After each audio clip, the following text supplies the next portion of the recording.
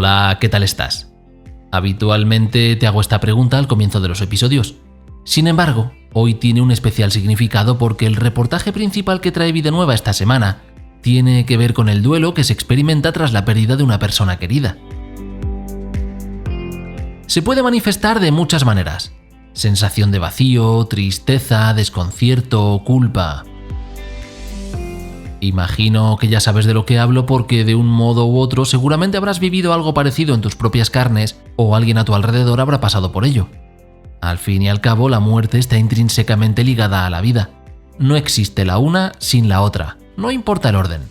No hay muerte sin vida que la preceda, de igual manera que no se puede evaluar la vida sin el horizonte material de la muerte. Y desde la perspectiva religiosa, esa relación se convierte en un triplete: vida, muerte, vida. Bueno, pues teniendo eso en mente, hoy vamos a organizar el episodio alrededor de la existencia de la pastoral del duelo, el acompañamiento creyente en los momentos en que la persona ha experimentado la pérdida de alguien querido. Y lo haremos a partir de la información que aparece en Vida Nueva acerca de la existencia de los grupos Resurrección, cuya razón de ser es precisamente esa: ofrecer un espacio de acompañamiento del duelo desde la óptica cristiana. Hablaremos sobre ello y exploraremos esta realidad emocionalmente complicada. Quédate conmigo para que podamos ampliar en compañía nuestros horizontes personales. Hoy, además, cerraremos el episodio con una invitada especial. Soy José Antonio y te doy la bienvenida al 124º episodio.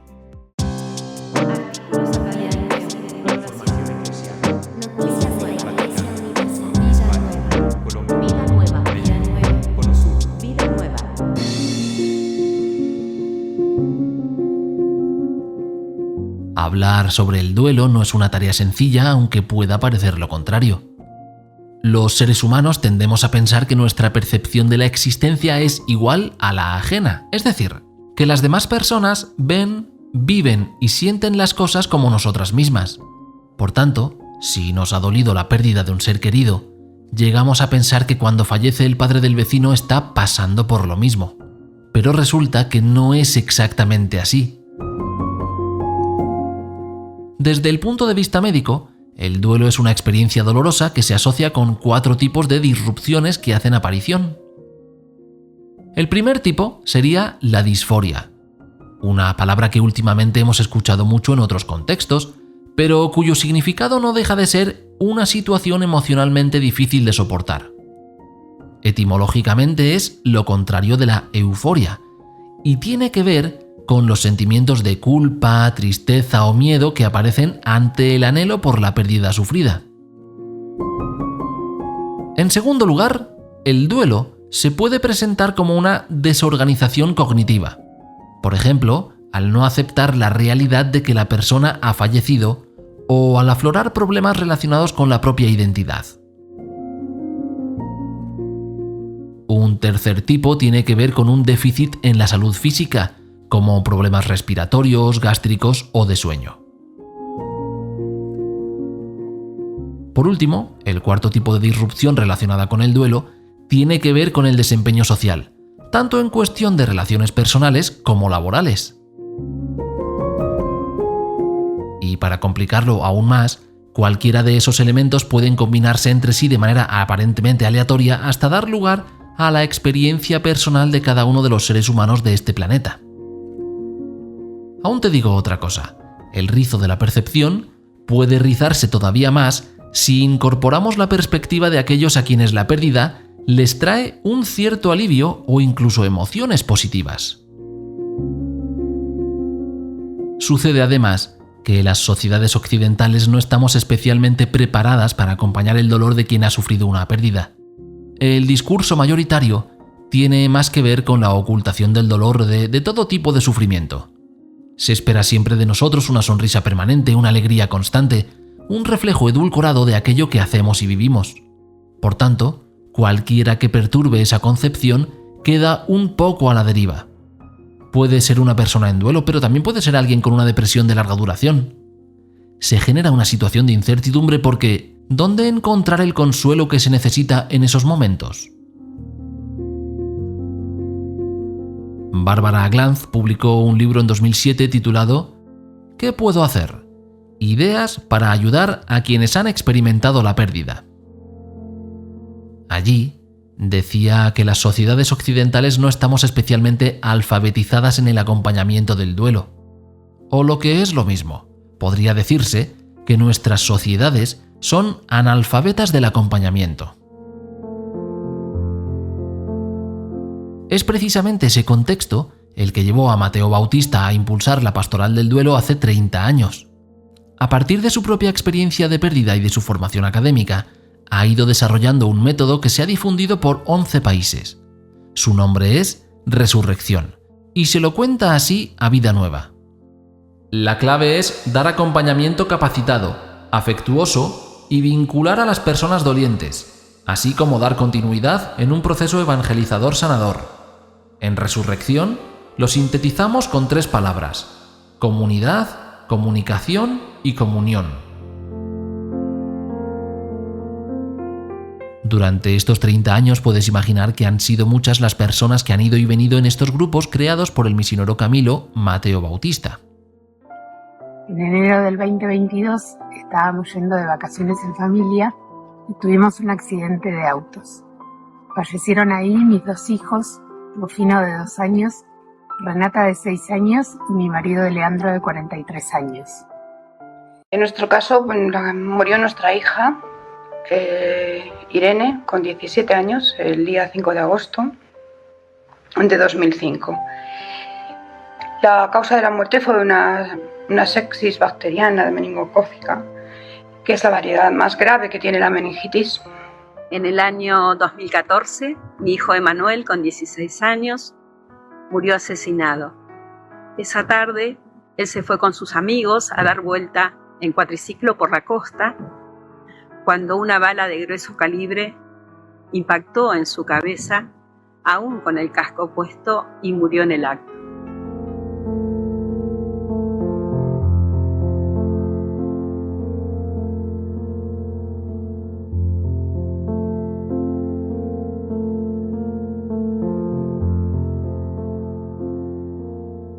En 2006, Carol Steiner publicó un artículo en una revista sobre cuidados paliativos. Su texto razonaba sobre el hecho de que en aquel momento muy poca gente de las personas que atravesaban un proceso de duelo participaban en grupos de apoyo. En un momento determinado del texto decía lo siguiente: los grupos de apoyo del duelo son uno de los lugares que proporcionan a los dolientes oportunidades para expresar sus sentimientos y pensamientos. Los dolientes pueden sentir una necesidad de relacionarse con otra gente con quien no es necesario filtrar lo que se dice, porque los amigos y familiares están cansados de escuchar la historia y el dolor. Algunos dolientes necesitan contar su historia una y otra vez. Una persona nos dijo haber sido ayudada por una línea de teléfono 24 horas proporcionada por el cementerio durante 1 año tras la muerte de su persona amada. En este caso concreto cuidaba de su padre y el silencio durante la noche era lo peor. Durante cualquier interacción, los dolientes aprecian que se les permita llorar. Echando una mirada al interior de la Iglesia, Mateo Bautista ofrece su visión sobre cómo la Iglesia en su conjunto maneja estas situaciones. Dice así a la revista: en la Iglesia existe una pastoral del duelo poco desarrollada, predominando el carácter sacramental, con intervención muy puntual en velatorios o entierros, sin acompañamiento continuado post-mortem, apenas predicada, catequizada y pastoralizada, sin una reflexión teológica adecuada. No se forma en ella a los seminaristas, y sin aplicar las técnicas de la más elemental relación de ayuda. Además, es muy clerical, sin crear un auténtico cuerpo de agentes laicos.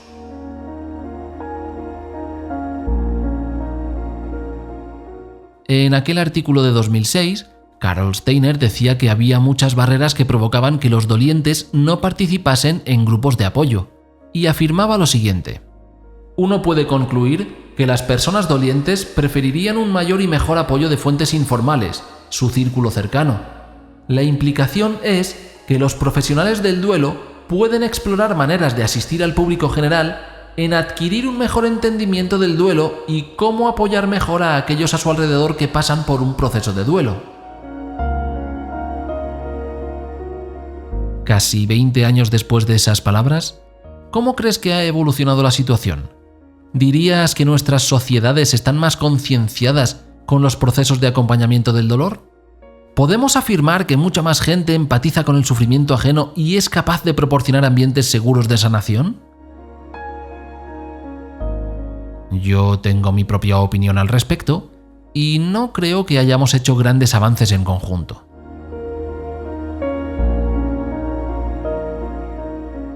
Por tanto, como Iglesia, cabría esperarse una reacción contracorriente al estilo de Jesús, que tratase de derribar las murallas de la incomprensión y la soledad para evitar que las personas cayeran en redes de pseudoterapias y sectas que ofrecen remedios tóxicos.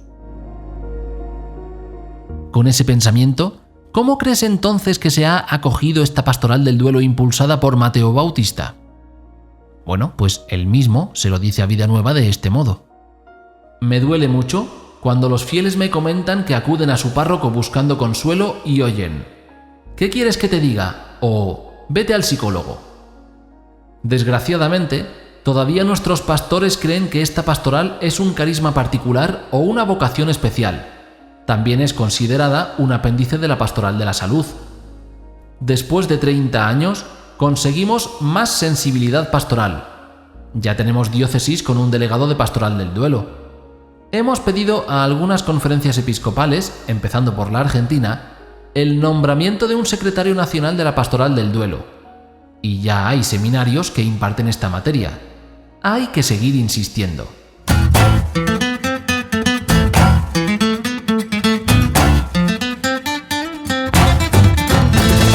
Ahora que estamos a mitad de episodio, aprovecho para recordarte que un modo de apoyar a este podcast es también suscribirte a Vida Nueva para recibir los 47 números anuales, además de los diferentes suplementos exclusivos. Esta semana, por ejemplo, el pliego trae el encuentro en la Embajada de España en el Vaticano con las 4 mujeres españolas que han estado participando en la Asamblea Sinodal de este mes. Bueno, no sabíamos cómo iba a ser el criterio de participación porque era un sínodo distinto de los anteriores, evidentemente, ¿no?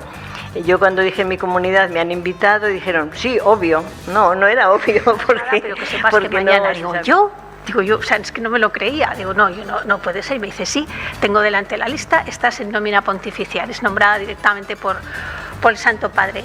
Y eso fue, y a partir de ahí, pues es como responsabilidad sobre responsabilidad y un poquito más de responsabilidad. Pues el preocuparte al día siguiente cuando no te tocaba en ese grupo de cómo estás, cómo no estás, o sea, no solamente ha sido algo formal en el grupo, ¿no?, sino que pues en los momentos del al pueblo de Dios una síntesis donde se va a volver a escuchar a todo el mundo en sus parroquias, en sus congregaciones. Si quieres saber cómo suscribirte a Vida Nueva, visita vidanuevadigital.com/suscripciones.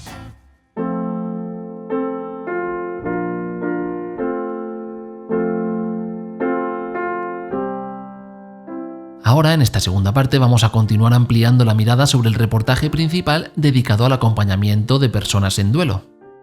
En aquella investigación de Carol Steiner de 2006, ella afirmaba que los dolientes desearían recibir más gestos de preocupación, escucha y amabilidad de quienes los rodean durante un periodo mucho más largo de lo que generalmente se reconoce o está socialmente aceptado. Y en este caso, reconozco plenamente la afirmación de la autora por mi propia vivencia personal. Hace más o menos año y medio, mi mujer y yo perdimos un hijo al que socialmente no teníamos permitido llamar hijo por tratarse de un embrión de varias semanas. Ya sabes que existe un debate semántico sobre cuándo llamar de un modo u otro, sobre qué es un bebé, qué es un embrión, qué una persona. Eso escapa al contenido de este episodio.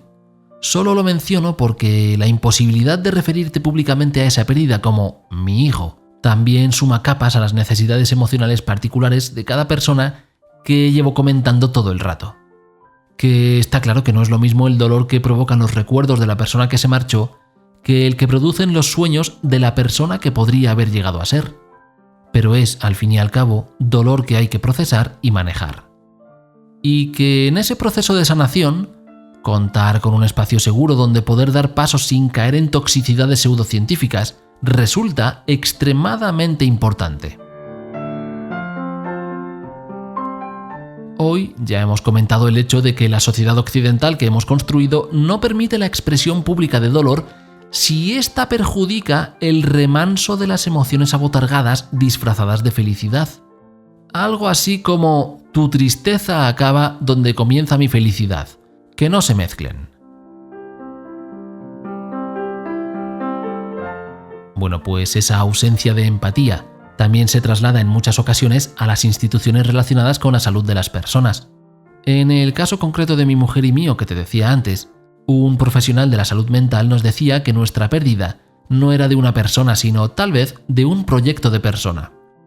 Su discurso se perdía en esa cuestión de a partir de cuándo una persona es persona y por tanto a partir de cuándo puedes llamarlo de una manera o de otra sin tener en cuenta nuestra propia percepción sobre el asunto. El caso es que hace no demasiado leía un libro sobre duelo perinatal de una mujer que contaba su experiencia tras haber sufrido la pérdida de 4 embarazos y cómo le había afectado su relación con el sistema de salud, cómo le habían tratado y que ello no le había permitido avanzar en su proceso de sanación. El libro no ofrece una perspectiva creyente o cristiana, es un testimonio de sufrimiento en primera persona que arroja mucha luz a la importancia de todo lo que venimos diciendo, a la necesidad de acompañamiento, de espacios seguros, de formación en la gestión del duelo. Por si te interesa leerlo, su título es Madre en duelo y viene firmado bajo seudónimo por Auri Lizundia. Esto nos conduce directamente hacia la recta final del episodio, donde nos vamos a centrar en la invitada que te decía. Ya has escuchado su voz en otras ocasiones. Se trata de Rosa Ruiz, teóloga y psicóloga responsable de investigación en el Centro de Humanización de la Salud San Camilo en Madrid. Hace poco más de un mes publicó un artículo junto a otros autores acerca de cómo se percibían los conflictos éticos en el duelo y el final de la vida en el ámbito de la salud. Enseguida nos lo cuenta, pero te lo resumo por encima.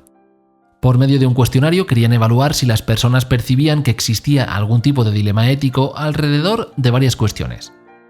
Es algo complicado porque no preguntaban si se estaba de acuerdo o en contra, sino si se pensaba que sobre una idea en particular existía algún tipo de conflicto ético o moral a la hora de tomar decisiones. Por ejemplo, proponían afirmaciones como las siguientes: una persona en duelo no debe ayudar a otra hasta que no hayan pasado al menos 2 años. Realizar gastos económicamente elevados en torno a los muertos es una falta de ética. Es una irresponsabilidad acompañar a otros en duelo cuando tú atraviesas un momento de dificultad personal. Esas son solo algunas de las afirmaciones que formaban parte del estudio. Y esta última que te leía, la de considerar una irresponsabilidad acompañar a otros en duelo cuando tú mismo atraviesas un momento de dificultad personal, nos traslada directamente a las páginas de Vida Nueva. Puri Roca y Jorge Mejías perdieron a su hija de 17 años en 2005 como consecuencia de una meningitis. En 2021 pusieron en marcha el proyecto de Mateo Bautista Resurrección que decíamos antes, en una parroquia de un municipio de Madrid. Pues resulta que esa frase concreta del estudio sobre la irresponsabilidad de acompañar en momentos de dificultad la veía muy relacionada con esto otro que dice Jorge Mejías en las páginas de la revista. El otro día, una mujer contó que durante los últimos 15 años había cuidado de su marido enfermo. Al morir se encontraba vacía y llena de rabia. Otra compañera le hizo ver que había tenido la inmensa fortuna de haber compartido 70 años con el amor de su vida, mientras que ella, por ejemplo, había enviudado muchísimo antes. Estas palabras la alcanzaron en plena línea de flotación. No es lo mismo que te lo diga alguien de fuera que quien está pasando por lo mismo. Por eso, esos diálogos generan un gran efecto sanador. Por ello yo le daba vueltas a esta cuestión del acompañamiento, de cómo nuestras sociedades son analfabetas en estos procesos, y se me ocurrió pedirle a Rosa Ruiz que nos iluminara un poquito acerca del acompañamiento como proceso de humanización de la salud de las personas. Se acaba de publicar en la revista Ética de los Cuidados un artículo dando cuenta de una de las últimas investigaciones llevadas a cabo en el Centro San Camilo, en el Centro de Humanización de la Salud. En este caso es un estudio liderado por José Carlos Bermejo, en el que él buscaba profundizar, explorar la percepción ética o la percepción de conflictos éticos referentes al final de la vida y al duelo, ¿no? Después de la pandemia es un tema que pertenece a la esencia de lo humano, ¿no? Pero quizás socialmente, después de la pandemia, todos fuimos testigos de prácticas, de rituales o de ausencia de ellos en los que quizá podríamos cuestionarnos las implicaciones éticas, ¿no? Sin embargo, una de las principales conclusiones a las que llegamos en este pequeño estudio es que la percepción de posible conflicto ético es muy baja referida al duelo, ¿no? Es abrir un debate y abrir todo un campo que está muy poco explorado en la bioética en relación al duelo y a la muerte expresamente. Cuando nos preguntamos por algo ético, creo que lo más importante en este caso no es enlazar con qué es correcto o qué es desde una clave de una moral entendida como lo correcto, la corrección, ¿no? O la norma, sino que encaja mucho con lo humano y con la felicidad, qué es lo bueno, qué es a lo que damos valor, qué es lo que hace humana la vida humana, ¿no? Y por eso me parece tan importante también preguntarnos por cómo vivimos el duelo, cómo vivimos las pérdidas y qué lugar tiene la pérdida, la muerte, la frustración, el fracaso en nuestra vida en este momento, ¿no? En nuestra sociedad, en esta cultura que vamos creando un poco entre todos, ¿no? Que a veces también echamos muchos balones fuera. Vivir el duelo pues como un valor ético, como una obligación ética, si se quiere, en el mejor sentido, como un deber y como un derecho a la vez, ¿no? A veces el que la muerte, el dolor, la fragilidad no tenga cabida, no tenga una presencia o una buena fama, digamos, en nuestras conversaciones, en nuestras prácticas sociales, no ayuda a poder hacer un buen duelo. El duelo forma parte de la vida humana, es algo natural, no es una patología cuando no se patologiza. Puede patologizarse, pero el duelo en sí es natural. El duelo hay duelo porque amamos. El duelo y el dolor de la pérdida es el precio de amar. Cuanto más amemos, más vamos a sufrir. El dolor de las pérdidas es el coste del compromiso, decía otro autor, ¿no? Jacobi. Pues bien, hacer duelo creo que tiene mucho que ver con esa opción por la vida. Es integrar la muerte, el fracaso, la pérdida como parte de la vida, ¿no? Y de alguna manera creo que es importante permitírnoslo y permitírselo a los demás, a veces queriendo ayudar o acompañar a personas que sufren pérdidas, no solamente la muerte, ¿no? Cualquier tipo de pérdidas. Pensemos en situaciones de conflicto personal, en situaciones de crisis vital. Realmente mi visión es que no hay crisis vital, no hay conflicto personal que nos haga sufrir en el que no haya una pérdida en algún sentido, una pérdida de afecto, una pérdida de imagen, una pérdida de esperanza, una pérdida de seguridad. Cuando esa pérdida es una persona concreta con la que hemos establecido un vínculo profundo y hondo, ciertamente el dolor se multiplica, ¿no? Y el dolor de esa pérdida, el dolor del duelo o la soledad que se puede experimentar no depende del número de personas que nos acompañan, reales, que tenemos cerca. A veces los familiares, los amigos pueden sentirse incluso culpables, ¿no? Pero es que el dolor de la pérdida no se experimenta por tener pocas personas cerca de una manera real, sino en proporción al vacío que la pérdida ha dejado en la persona. Legitimar el dolor, permitirnos sentirlo y expresarlo es fundamental. Y es parte de un proceso de humanización, por lo que os decía, porque la muerte forma parte de la vida y si la expulsamos estamos dañando también la vida y el buen vivir, un vivir ético. Y recordando lo que dice la RAE de qué es humanizar, ¿no? La primera acepción es humanizar, es hacer algo humano, familiar, afable, dice la RAE, pero la segunda acepción es muy, muy sugerente, ¿no? Humanizar es ablandarse, es desenojarse. Permitámonos hacer duelo, permitámonos estar tristes, permitámonos expresarlo y acoger el dolor de otros. Frases del tipo no mujer, tienes que pasar página, no, verás cómo esto va a pasar enseguida. Bueno, en el fondo, queriendo ayudar, no solo no ayudamos, sino que podemos hacer más daño porque no acompañamos, ¿no? Y a veces lo que refleja es el propio miedo de la persona que intenta ayudar a integrar el dolor en su propia vida. Así que creo que es toda una invitación a mirar a la muerte de cara y a las pérdidas, vivir como una cadena de pérdidas y también de crecimiento, ¿no? Y de poder vivir cada vez con más plenitud la vida que se nos regala.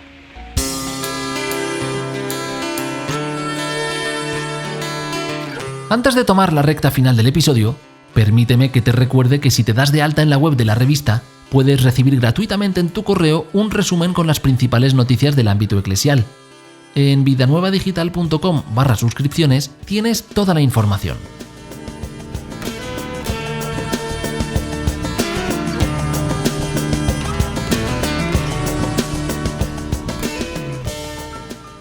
Y bueno, con esa lúcida explicación que nos ofrecía Rosa Ruiz, cerramos el episodio.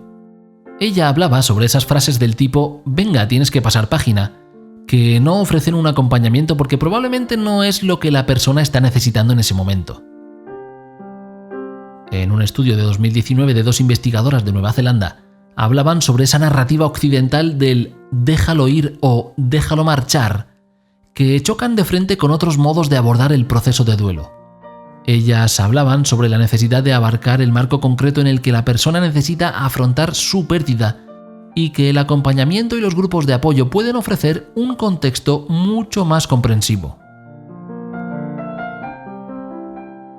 Aquí, en el episodio, hemos tratado de ampliar la mirada acerca del acompañamiento a personas en proceso de duelo a partir de la propuesta concreta de Mateo Bautista para la existencia y expansión de una pastoral específica que aborde la cuestión de manera directa, no como un apéndice o un residuo.